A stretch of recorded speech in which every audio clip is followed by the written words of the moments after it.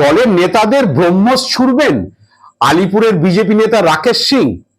বিজেপির দক্ষিণ কলকাতা সাংগঠনিক জেলা সভাপতি অনুপম ভট্টাচার্যকে নিয়ে দলের মধ্যে প্রবল বিরোধ বেড়েছে।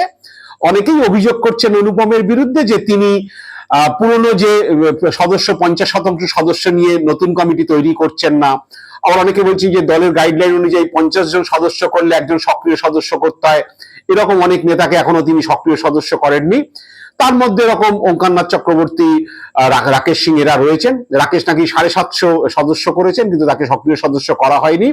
তো বৃহস্পতিবার দিন দলের কর্মসূচি ছিল, সেখানে ওঙ্কারনাথের অনুগামীরা গিয়ে ঢোকার চেষ্টা করে, তাদের সঙ্গে হাতাহাতি মারপিট হয়।